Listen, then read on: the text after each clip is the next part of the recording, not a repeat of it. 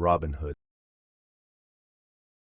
In the heart of Sherwood Forest, there lived a man named Robin Hood, famed for his exceptional archery skills and his unwavering sense of justice.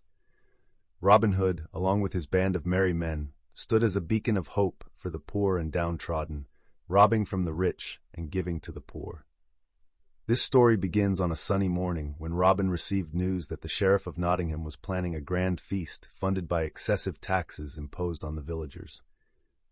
Robin gathered his men, including Little John, Friar Tuck, and Maid Marian, and they devised a plan to disrupt the sheriff's feast and return the stolen wealth to the people.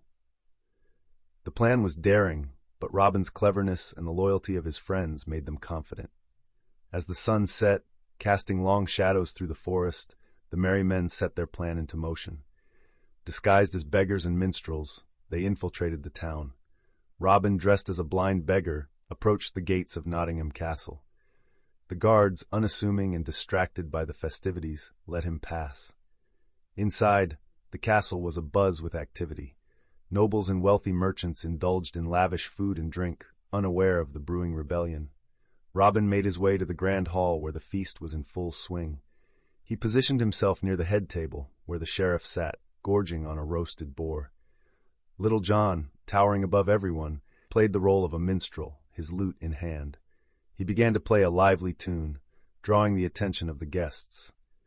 Meanwhile, Friar Tuck, disguised as a monk, moved among the crowd, spreading the word quietly to the villagers present that Robin Hood was among them. At the signal, the merry men revealed their true identities.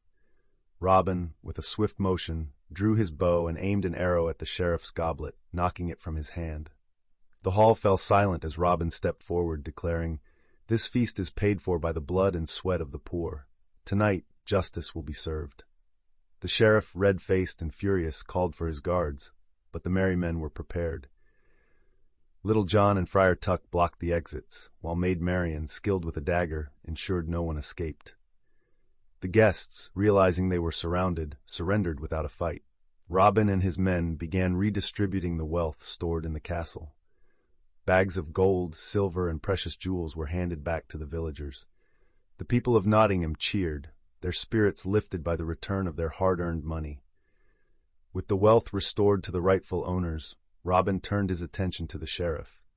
"You have oppressed these people for too long," he said. "From this day forth, you will be held accountable for your actions." The sheriff, humiliated and defeated, was left bound and gagged as the merry men made their escape into the night. The villagers, inspired by Robin's bravery, vowed to stand up against tyranny. Back in Sherwood Forest, the merry men celebrated their victory.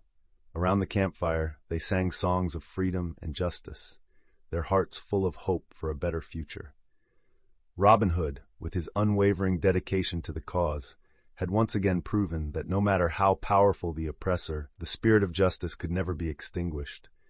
And so the legend of Robin Hood continued to grow, a symbol of resistance against injustice, and a reminder that even in the darkest of times, heroes could emerge to fight for what is right.